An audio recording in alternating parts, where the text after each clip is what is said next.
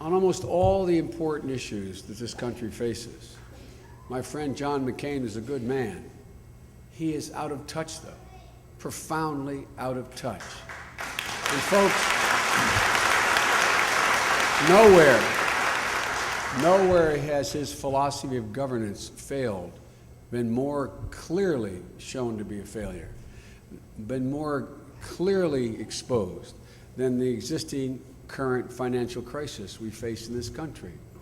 At 9 a.m. last Monday, John stated again that he thought, quote, the fundamentals of the economy are strong. At 11 a.m. last Monday, he was saying that there's a great economic crisis.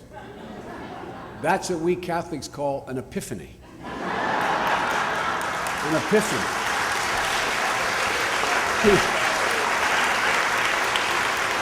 But unfortunately, all he had was a political epiphany, not a policy epiphany. He hasn't changed.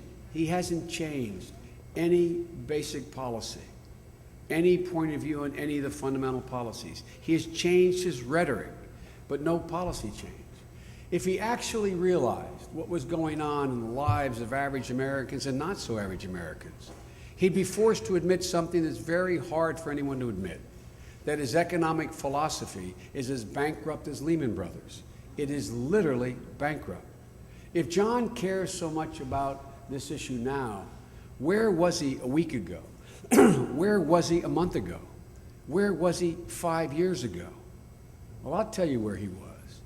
He was bragging to the same people on Wall Street he now calls greedy executives. He was bragging to them that he was going to shred the regulations that controlled their conduct. You know, this continues something that has been a disturbing trend lately with John McCain, claiming the mantle of reform in public, but promising business as usual in private. I want to give you one example that recently came to our attention.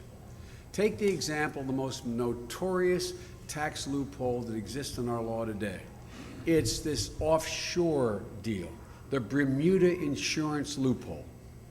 Now, what happens here is that big insurance companies say their headquarters are in Bermuda, when in fact they're in the United States of America. But by doing that, they're able under the law to send the money they earn in America offshore to Bermuda, where they don't pay any taxes on it. Now, by the way, folks, this is no small loophole. These companies are evading between $4 and $7 billion a year in tax liability. 4 to 7. They're skipping out on billions of dollars of taxes.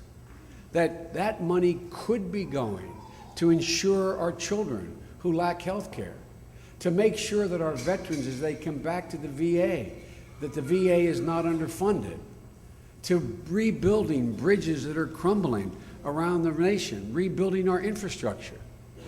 On the floor of the United States Senate, John spoke out against these offshore tax breaks not long ago. Then, while he was in Bermuda, according to the Bermuda Royal Gazette, the newspaper, he started singing a very, very different tune. He told local business leaders with whom he met, covered by the paper, that he would oppose any efforts to close this loophole that exists, allowing insurance companies to evade $4 to $7 billion in taxes a year. And now we learn that shortly after he made these statements to these leaders and executives from those very companies, they held a fundraiser and contributed $50,000 to his campaign. Now look, folks, there's nothing illegal about any of that. This is the same old Washington game. And the problem is, with the Washington game, is everybody loses except the people playing the game in Washington.